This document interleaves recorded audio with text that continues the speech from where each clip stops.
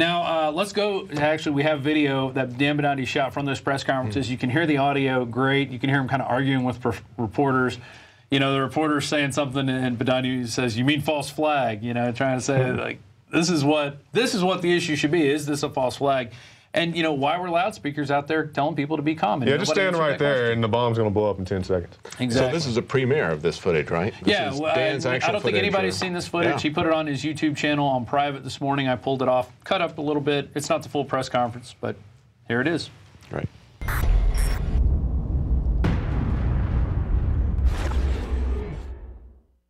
Is there any security footage of any of these explosions?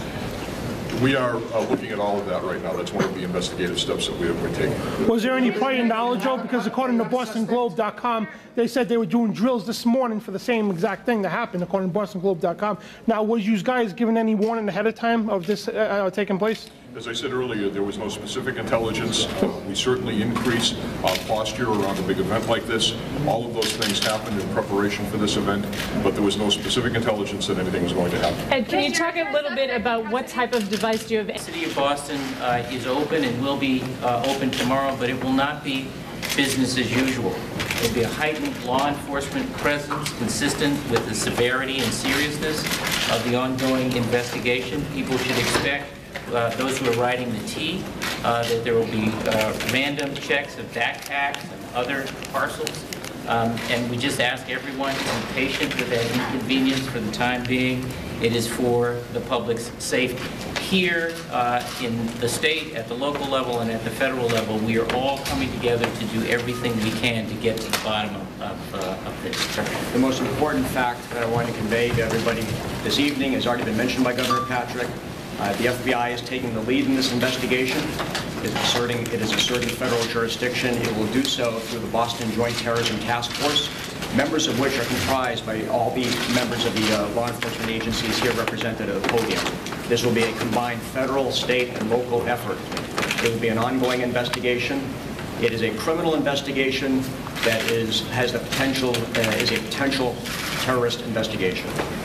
Do you take any questions? Oh, sir, why were loudspeakers telling people in the audience to be calm moments before the bomb went off? Is this another false flag stage attack to take our civil liberties and put more Homeland Security sticking their hands down on the pants on the streets? No. Next question. You have said that there's no suspect, but is there?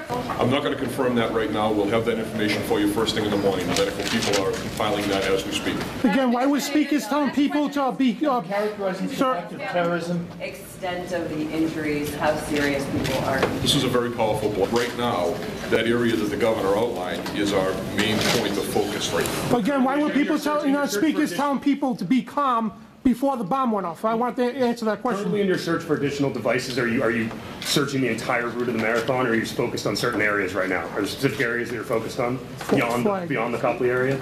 At this point in time, our focus of the investigation is in the area that the governor mentioned. Why was people being told prior to the bomb going off? Are there any unaccounted for people? If so, how would you? We're actually working very closely with the families right now.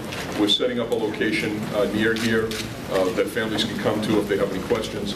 The mayor's office has fielded many calls of concern. We're going through those right now. Okay, please remain unidentified. That's it. Why was people being told prior? 9:30 tomorrow morning. Why was people being told prior to the bombs going off to stay calm? That's a false flag, gentlemen. Just to put more TSA on the street to rob our civil liberties. Yes, these men and their hypnotized followers call this a new order.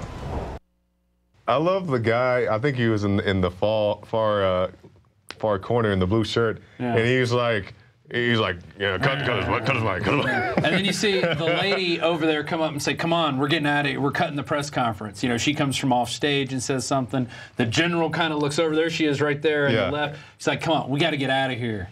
We got somebody who can see. Yeah. You know, let's wrap this up. Yeah, that guy in the blue shirt you can see right there, he's like, cut his mic.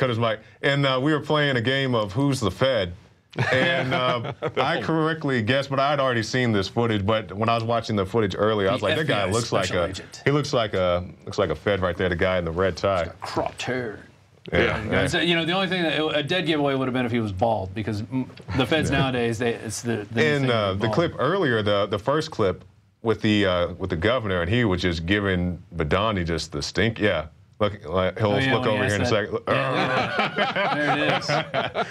There it is. He's doing the people's eyebrow there, yeah. That's almost the same look that the head of the IRS gave Aaron Dykes when he was asked a question. We were in front of where Joe Stack crashed his plane into the IRS building, and he tried to get the question in about the 20 trillion in derivatives to Tim Geithner, and Tim Geithner went, they did this kind of kiss at him, and then the head of the IRS looked over and was like, and you just see this, whoa, total hatred, and it's totally reminiscent of They Live. I've got one that can see.